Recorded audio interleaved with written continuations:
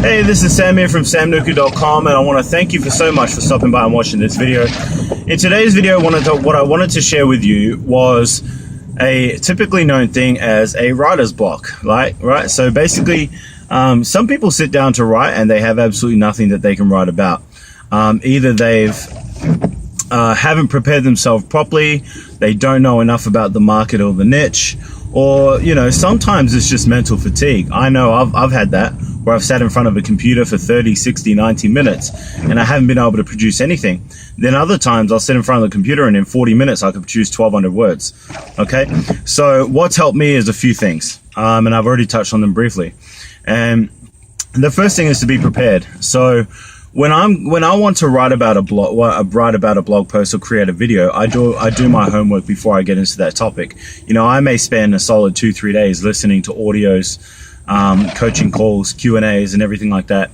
I might also add into those 2 days blog posts that I read, books that I read, and I definitely go over certain courses just to remind me, because there are so many people out there with so much wisdom and knowledge and experience, and they're sharing this stuff with us so that we may benefit as well, just like I'm sharing with you.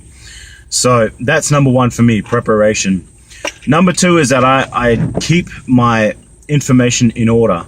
And what I mean by that is if I come across a blog post that I really like, or an audio or a video or anything like that, what I do is I create a blog post draft in my WordPress website, and I type out the points that really caught my attention and what I feel I can write about.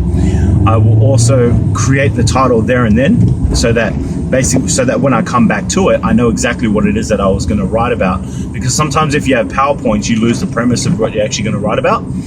And the third and final thing is that I make sure I get to it sooner rather than later. So whilst I usually have 2 or 3 of these, pending blog posts that I haven't yet produced, the simple fact is that if I don't get back to it within 3 to 4 days, I could lose what it was that I was going to write about. So basically what you want to do is learn, do, teach, right? That's the new philosophy of my business. I've been practicing it and it works amazing. I used to practice more a philosophy of learn, do, and never teach, right?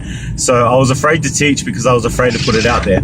But whatever it is that you're learning, think about where you were 24 hours ago.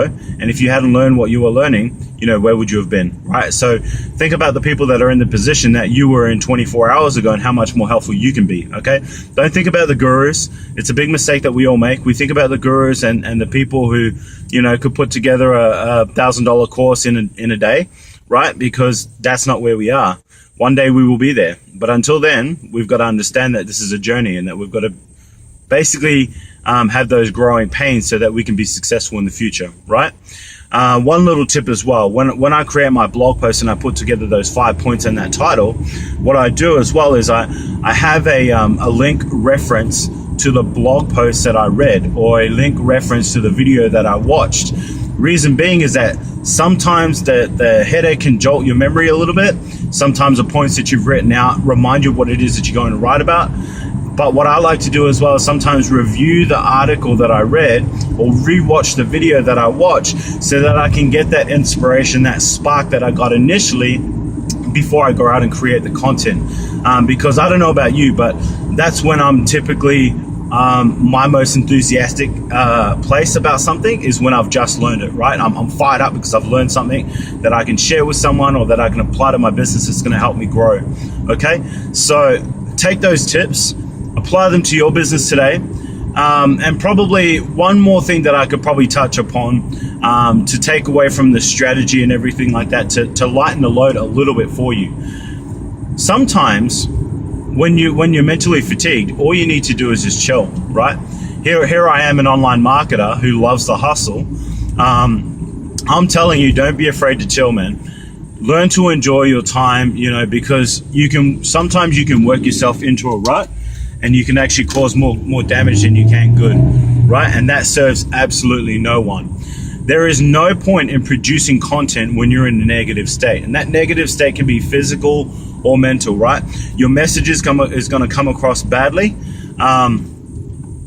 and it's really just not going to resonate with your audience, because they're going to get so used to you conveying your message in a certain way, your videos in a certain way, that when you write it in a different state, it's not going to sit well with them. Okay, so once again, it doesn't serve really anyone.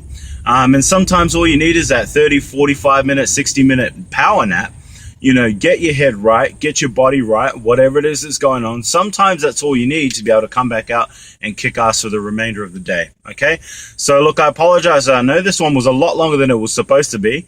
Certainly wasn't a daily marketing dime. It was more of a 4-point to productivity, but I'm quite happy to share this information with you if you're happy to listen to it. Okay, but that's basically it for today. That was quite a long video. Feel free to go back to it, review everything that I've stated in here, and apply to everything that you're doing on an ongoing basis. Okay, so take care, and I will talk to you tomorrow.